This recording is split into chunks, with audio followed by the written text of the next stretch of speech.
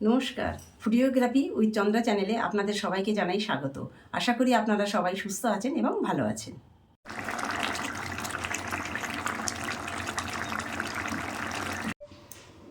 আজ আপনাদের বড়ি আলু রুই মাছের ঝাল করে দেখাবো।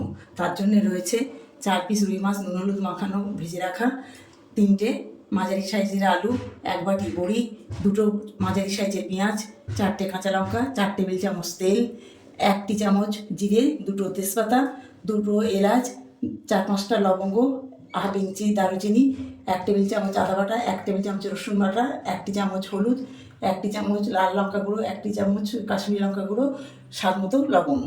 কড়া গরম হয়ে গেছে, বড়ি ভাজার জন্য সাদা তেল দিলাম।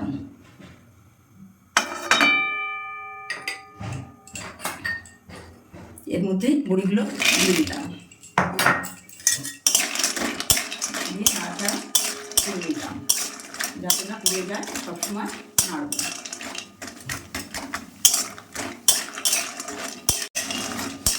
এই বড়িটা আমার হাতে তৈরি করা, চাল কুমড়ো আর বিউলির ডাল দিয়ে।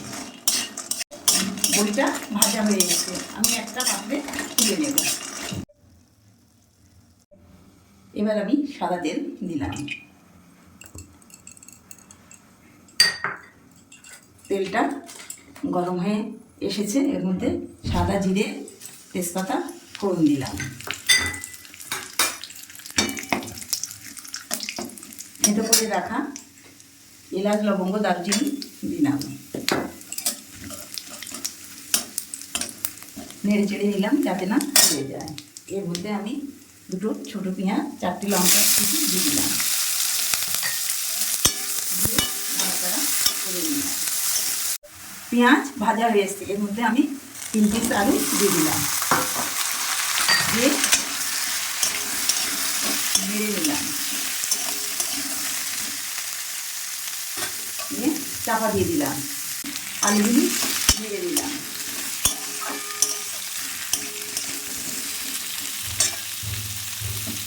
পরিমাণ মতো লবণ দিলাম,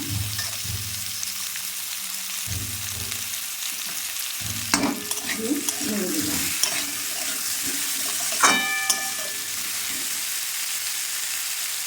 ঢাকনা দিয়ে দিলাম।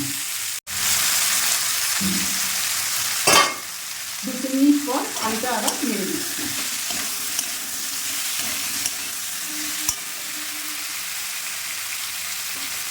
ঢাকনা দিয়ে দিলাম। 2 মিনিট পর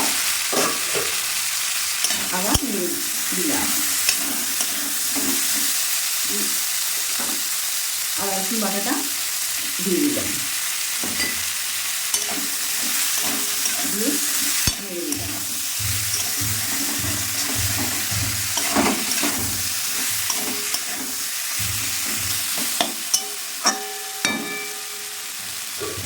ঢাকনা চাপা দিয়ে দিলাম। ঢাকনা খুলে আলুটা আবার নেড়ে দিলাম 3 মিনিট পর যাতে না পুড়ে যায়। এবার আমি হলুদ বাটা, লঙ্কা, কাশ্মীরি লঙ্কা, লাল লঙ্কা গুঁড়ো দিয়ে দিলাম, দিয়ে নেড়ে দিলাম। আপনারা ইচ্ছা করলে টমেটো দিতে পারেন।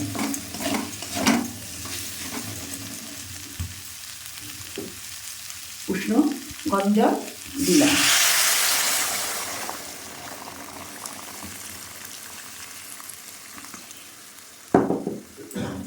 দিয়ে নেড়ে দিলাম,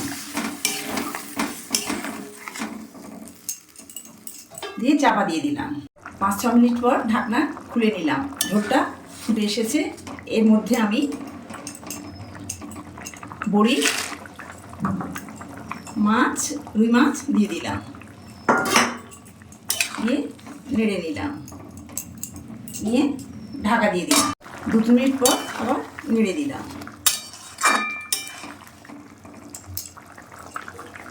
ঢাকা দিয়ে দিলাম। 4-5 মিনিট পর ঢাকনাটা খুলে আমি তরকারিটা ছেড়ে দিলাম।